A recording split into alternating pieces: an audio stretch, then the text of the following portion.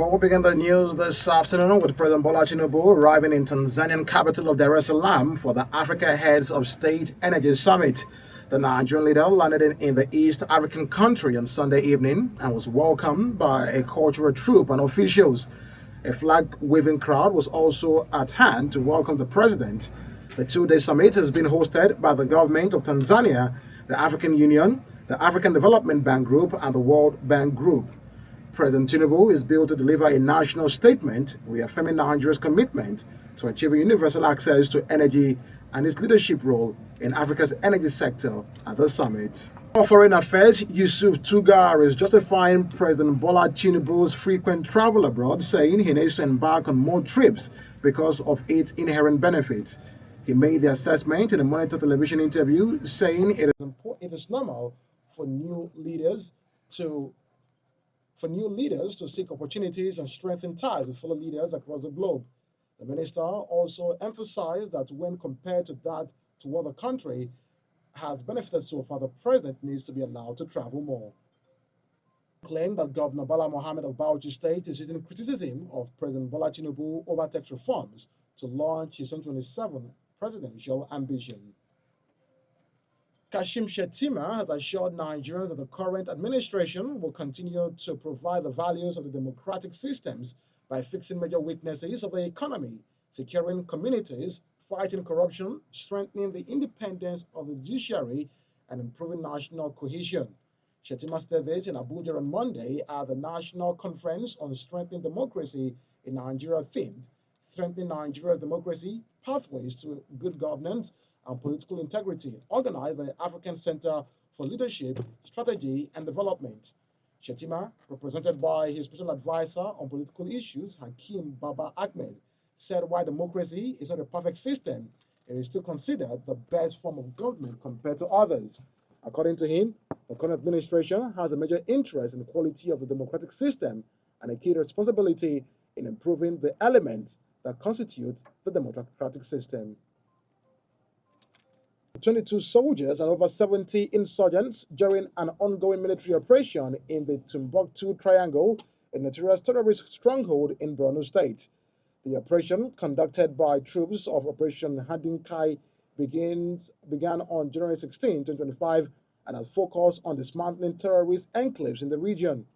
Director of Defense Military Operations, Major General Edward Buba, in a statement, revealed that the operation had resulted in several encounters with insurgents.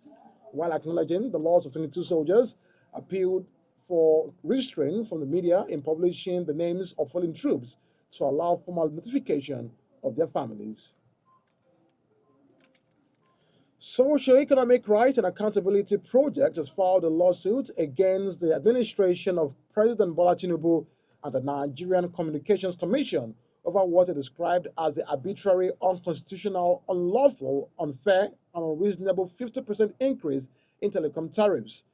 In the suit filed at the Federal High Court in Abuja, Serap contends that the tariff hike infringes on citizens' rights to freedom of expression and access to information as enshrined in the Nigerian Constitution and international treaties. Serap said the unilateral decision by the NCC to approve a 50% hike in telecom tariffs is arbitrary and contravenes the Federal Competition and Consumer Protection Act of 2018 and international human rights standards. The United States of America, and being unable to meet with President Bola Tinubu at the State House in Abuja, the fired former Speaker of the Lagos State House of Assembly, Modashiru Obasa, has dared his colleagues, insisting he remains the Speaker of the State Assembly. Addressing a mammoth crowd of his supporters at his official residence at the GRA Ikeja, Obasa, who represents Agege, insisted that his impeachment did not follow due process. According to him, the election of Honorable Mojisola Miranda as a new speaker did not follow the law, declaring his removal null and void. The embattled lawmaker alleged that a fake mace was used to install Mojisola Miranda as speaker, adding that some policemen invaded his official residence on the same day and prevented members of his family in the house from coming out.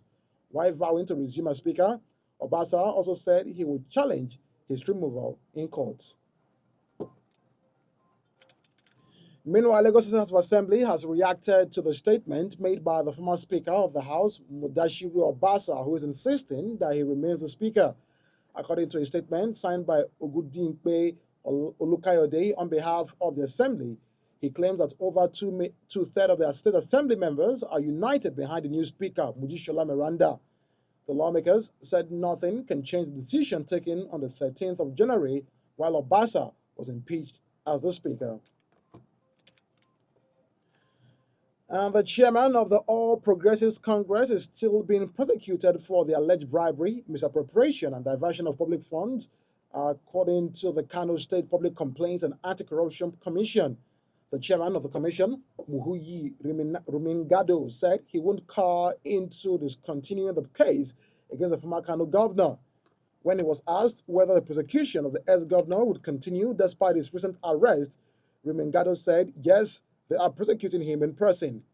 The Kano State High Court adjourned the hearing of preliminary objections in Gamje's case to February 13, 2025.